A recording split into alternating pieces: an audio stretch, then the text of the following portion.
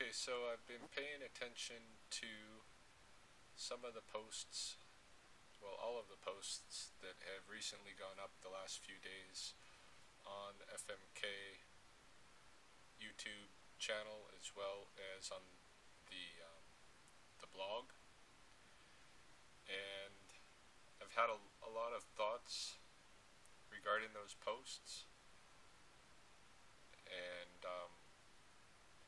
I want to share one of those thoughts this evening, and I want to frame it through an analogy. Now, what I've heard in those posts, and these are some of the Philosia posts, what I've heard underlying it is there's two dilemmas. Well, one dilemma and one concern. The concern, we'll start with that. The concern is that there's martial arts schools out there billing themselves inappropriately as such and such an art, when that art belonged to a particular person and was never intended to be franchised as a style. So that's one concern. The other thing is the dilemma. And the dilemma is, it's kind of a business dilemma, but it's also a dilemma in terms of the best approach for the best outcome for society as a whole. And that question is, when you have a martial arts school, is it better to have a highly structured and uniform curriculum such that you're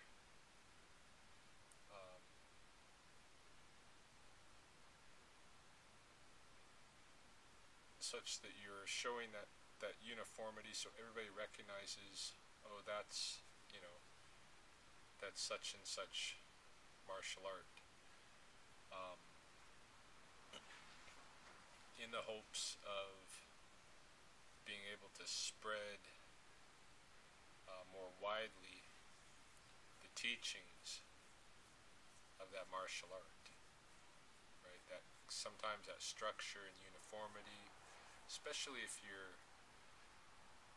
going to be dealing with a lot of people and you're going to need multiple instructors in multiple schools and that kind of a thing, then that uniformity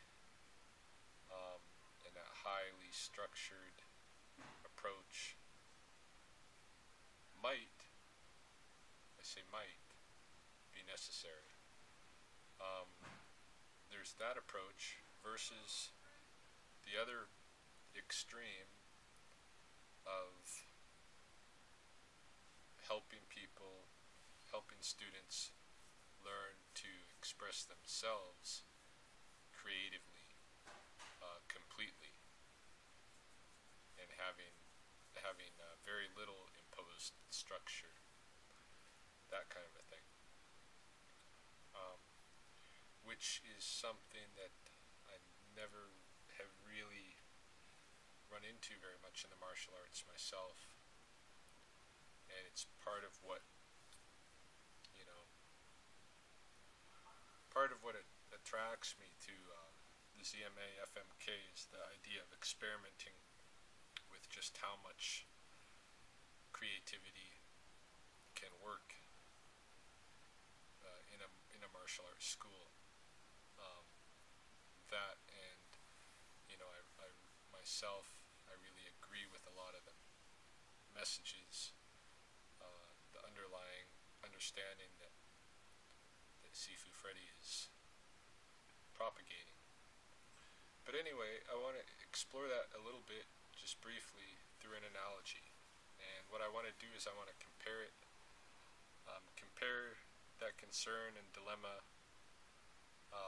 in the martial arts to woodworking arts. And this is an analogy that I have some experience in because I've done a lot of martial arts training and I have a history of woodworking. So say I wanted to learn woodworking. There's several different ways I can go about that. I can buy my own tools and just kind of experiment, wing it, and learn in the process of working through the wood, in which case the wood is my teacher. And I might, doing that, there's going to be a lot of trial and error. And there are probably a lot of techniques and skills that I'll remain unaware of because I'm teaching myself, although it's not necessarily the case. I mean, even an autodidact, somebody that teaches themselves, is going to reference what they can on the internet, in books, videos, and these kind of things. And you might be able to get the skills, the core skills from those resources, and not have to have any direct interaction with people. But say I choose a different route. I can go to a community college and take woodworking classes. Or I could apprentice in a small, family-owned cabinet shop. Or I could go to work in a larger, like, factory-based furniture shop. And in all of these different scenarios, I can learn woodworking. But each scenario has its benefits and its drawbacks, right? So if I go to the college class and I'm learning woodworking in the college class, the instructor of that shop, say it's Greg's shop. Okay, Greg is he's probably going to start you off in your first class with an already planned project that's going to teach you a lot of the basic skills, right? And when I look at martial arts, I see this as well, where you have core skills that you got to learn at first. You got to learn you got to learn stances, you got to learn basic punches and kicks, and just like in the martial arts, in that woodworking class, the instructor is going to have a certain way of performing those basic skills and a certain understanding and rationale about why he performs them those ways.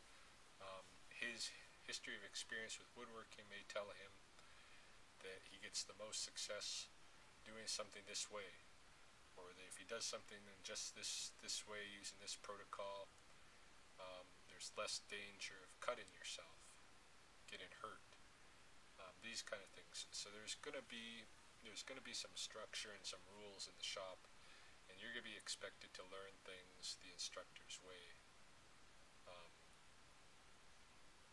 especially in that first semester. But say you continue on, the next semester he might not have a planned project for you. He might say, okay, what do you want to build? Why don't you start building a plan for it, and then he'll review the plan, and then he'll show you where your plan might be flawed. And you have to have a plan of the design and how to build it step by step. And he can show you, where your plan's going to work, where it's not going to work, and then set you off into the shop once the plan is fixed to actually build it step by step. And you'll be gaining maybe more skills than you did in the first project. Maybe the first project was a really nice step ladder. And maybe with that project you learned how to use a planer, you learned how to use radial arm saw, learn how to use level sander, um, learn how to use a router, learn different types of screws, um, learn how to apply your stain and your finish and all of these kind of things. Um, you learn a lot of basic skills, but maybe you never used because you didn't need it for that project. Maybe you never used a lathe. So in your next project, maybe you have to use a lathe or a table saw or something, a little more dangerous or a little more complex. And so you're picking up more skills. At the same time, though, you have designed this project yourself with some supervision of the instructor. And so on. You can continue like that through, however many semesters. And in a couple of years, you've got your basic skills that at this point you could buy a lot of your own tools and at your house. You could start a little wood shop in your garage, and you would be able to come up with your own designs and carry them out from start to finish. And you may still have some trial and error because you didn't learn everything. You don't learn everything in a couple of years. It takes you, you're constantly learning, but you got the basic skills to do the art of woodworking for yourself. So that's one way. Now, say instead of taking those classes, say you decide to go kind of apprentice yourself in a small family shop. Say this is George's or Peterson family cabinets. Peterson family cabinets. All right. So in Peterson family cabinets, it's a small shop, and they do have some designs that they make regularly for people. It's kind of their initial bread and butter, but they also take a lot of commission stuff. Somebody comes in with an idea. I want to have such and such a table built, and I want it to look like this. Then Peterson family, they have to come up with the design and carry it out, build it, right, on commission. And so in that case, when you walk in the door,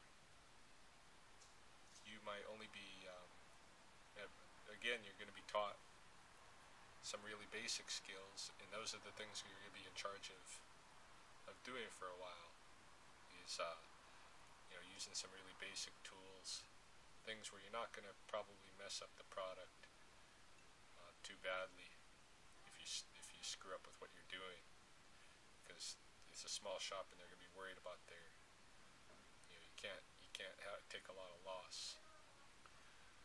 So you'll be in charge of that for a while, but you'll also be kind of coached and observe some of the more complex things, and eventually you'll get into those complex tools and techniques. And if you stay in that shop for a number of years, you're going to learn how to make their core products. You're going to learn possibly how to design products yourself if they involve you in that aspect of it, which it really depends on what your relationship to the Peterson family is, whether they're going to involve you in the design. And then you're gonna have all those woodworking skills that you know how to carry out the design and realize it. So there's that way of approaching the learning of woodworking art. And then there's the going to work in the furniture factory. Say you go to work for Dell's Furniture, and in Dell's Furniture, they have models that they've designed, furniture models that they've designed, and your job is going to be somewhere along the assembly line to do part of the construction. So you're going to be trained in that part of the construction, and when the project gets to your point, you're going to do that part and then send it along the line to somebody else to do the next part. If you work in Dell's furniture for a number of years, you may get to shift to different positions along that line, get a bunch of experience using different tools, different techniques. You may have that, but you're very unlikely to be involved in the design process of creating new products, and so you don't get any of that education in the creative aspect of the woodwork. So you don't get the art. You don't get the art. You just understand how to make the product that's been pre-designed, and that's kind of the way. In a sense, you might look at a large martial arts, like a real popular martial arts style that that is spread around the globe. There might be, you know, certain way of doing things, highly structured, and you have to follow that high structure, and it's actually might be frowned upon to get creative. And so whether you're a martial artist or not is kind of debatable in a sense, because you haven't learned the art aspect of it. You're just in the product aspect.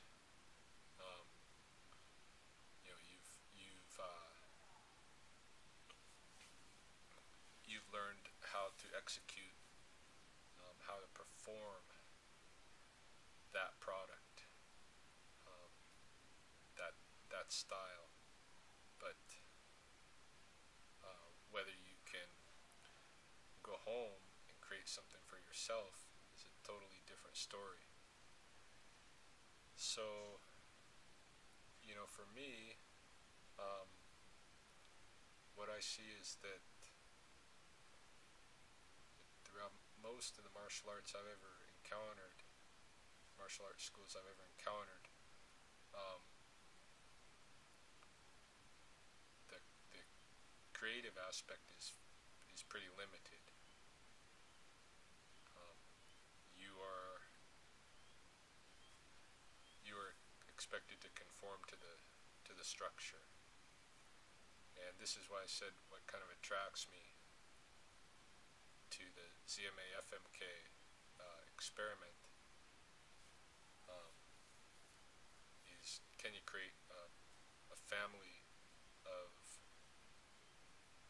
martial arts trainees and practitioners who are in the business of being creative and being artists? And it's a good question. And can that work as a business is an even tougher question. Now, so this deals partly with the dilemma thing, right? So whether to be highly structured and reach more people, or whether to foster creativity. I guess my opinion is that when it comes right down to it, if you say that you're teaching martial arts, then you have to teach that creative side, right? You have to teach people to be creative, because otherwise you're teaching martial practice, perhaps martial performance, but you're not teaching art, right? Because there's no creative expression involved at all. So that's something to consider. On the other hand, when you're talking about a business, when you're talking about Dell's cabinets, or Peterson family cabinets, or Dell's Furniture, um, they're a business, so they can only allow you to be so creative. Um, maybe Peterson's family cabinet. Maybe he's got, a little kind of a style of his own. Maybe there's something, if you see something, a a piece of furniture, or cabinet of some sort, you might recognize it. Yeah, that's Peterson made, because you can just see it in it, the expression that the little bit of flair, the little bit of style that Peterson has, that shows up in that cabinet, right? So in working for Peterson, you're going to learn to mimic that style and that flair. Now, say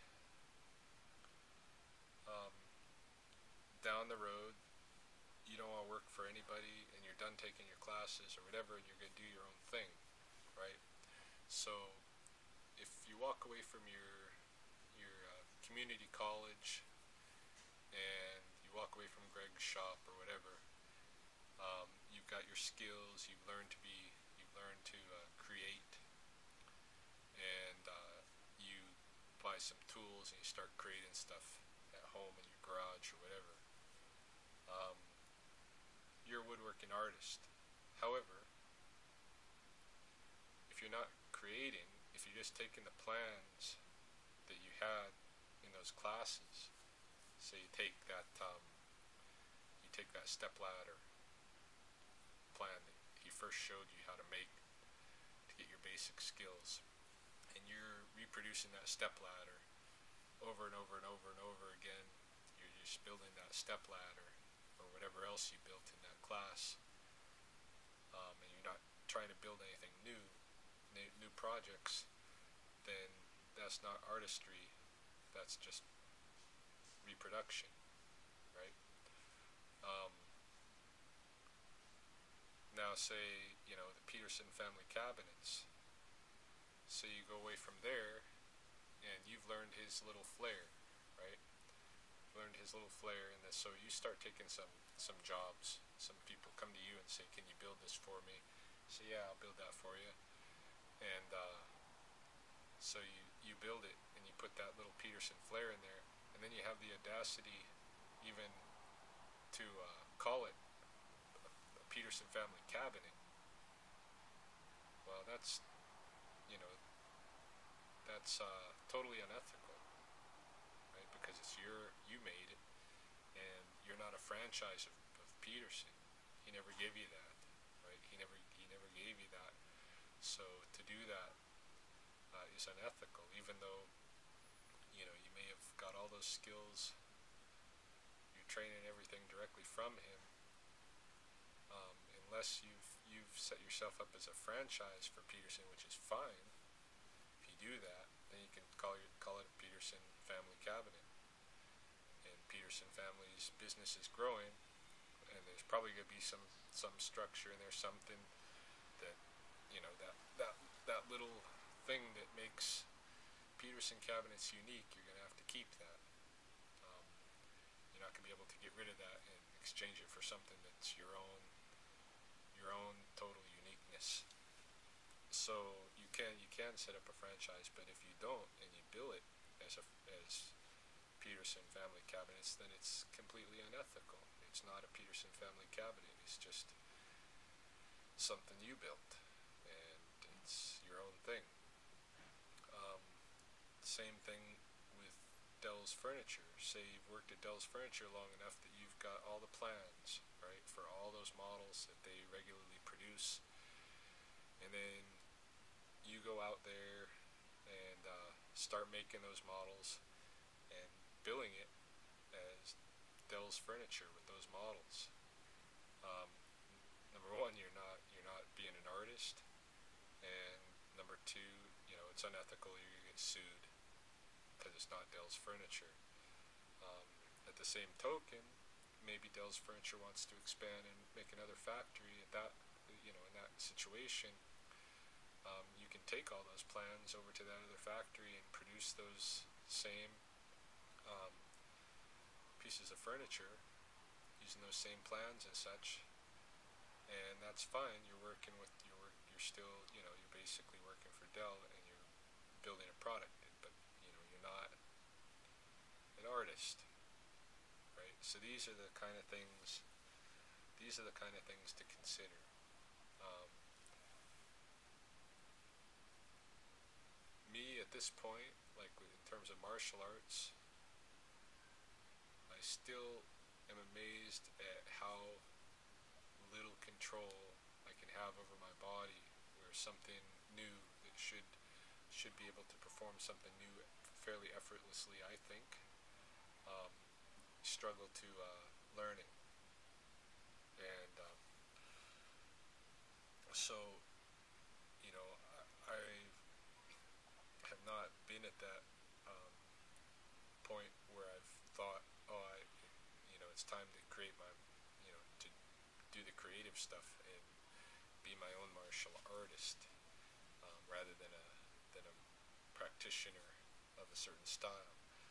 That's the challenge that Sifu Freddy put out, and I think that challenge is a worthy challenge. And now I'm getting highly interested in that challenge. Um, at the same token, I understand that the school, the